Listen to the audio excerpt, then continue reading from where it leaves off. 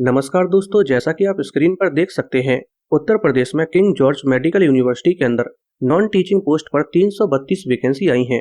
इसके application form बहुत जल्दी शुरू हो जाएंगे और एप्लीकेशन की लास्ट डेट 31 दिसंबर 2024 है। आइए दोस्तों, आज डिटेल में जानते हैं कि किस पोस्ट पर वैकेंसी आई है, कितनी वैकेंसी आई है, क्वालिफिकेशन क्या मांगी गई है, कि एज क्या होनी चाहिए, एग्जाम पैटर्न कैसा होता है और इसका सिलेबस क्या है।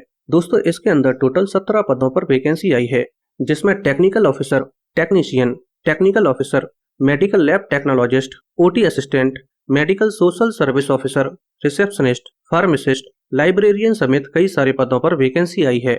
आइए दोस्तों, आज डिटेल में जानते हैं कि हर एक पद के लिए कितनी वैकेंसी आई है और उसके लिए क्वालिफिकेशन क्या मांगी गई है।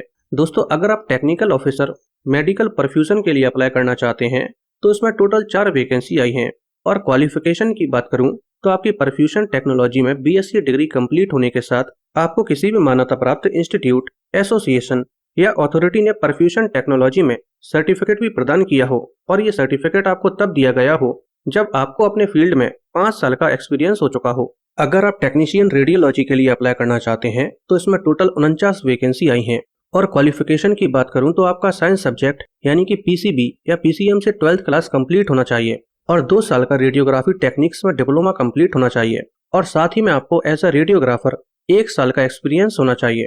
अगर आपकी ये सब चीजें कंप्लीट नहीं है तो आपके पास दूसरा ऑप्शन है कि आपका रेडियोग्राफी से बीएससी ऑनर्स कंप्लीट होना चाहिए और वो किसी भी मान्यता प्राप्त यूनिवर्सिटी या इंस्टीट्यूशन से होना चाहिए। अगर आप टेक्नीशियन रेडियोथेरेपी के लिए अप्लाई करते हैं तो इसमें टोटल 20 वैकेंसी आई हैं।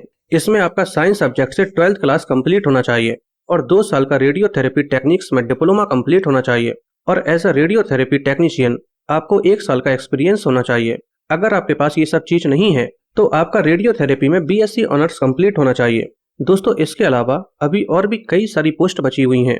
अगर आप सभी पोस्ट के लिए जानना चाहते हैं कि क्वालिफिकेशन क्या मांगी गई है तो आप कमेंट में क्वालिफिकेशन टाइप कर दीजिए, तो इसके बाद मैं इन सभी पोस्ट पर एक डिटेल्ड वीडियो बना दूंगा, क्योंकि अगर अभी मैं एक एक पोस्ट के लिए क्वालिफिकेशन बताऊंगा तो वीडियो बहुत ज्यादा लंबी हो जाएगी।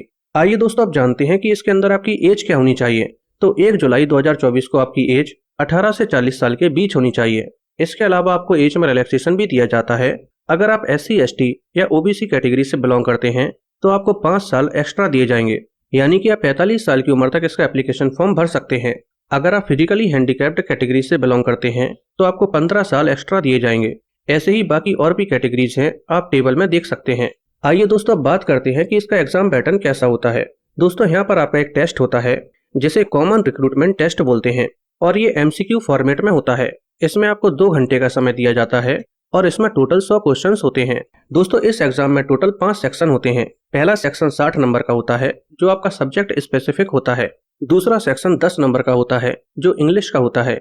तीसरा सेक्शन भी 10 नंबर का होता है जो GS का होता है। चौथा और 5वां सेक्शन भी 10-10 नंबर के होते हैं और ये रीजनिंग और मैथ के होते हैं। इसके अलावा इसमें 1/3 नेगेटिव मार्किंग भी होती है, यानी कि अगर आप 3 क्वेश्चंस गलत कर देते हैं तो आपका एक सही आंसर भी गलत कर दिया जाएगा।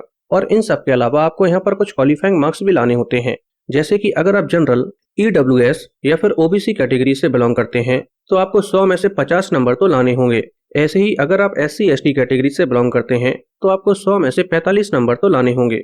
और इसके अलावा यहाँ पर आपका कोई भी इंटरव्यू वगैरह नहीं होता है। जैसे ही आप CRT यानी कि कॉमन रिक्रूटमेंट टेस्ट को क्वालिफाई कर लेते हैं और मेरिट लिस्ट में अगर आपका नाम आ जाता है तो फाइनली आपको ज्वाइनिंग दे दी जाती है। दोस्तों, अगर आपको ये वीडियो पसंद आई हो तो वीडियो को लाइक करके चैनल को सब्सक्राइब कर लीजिए।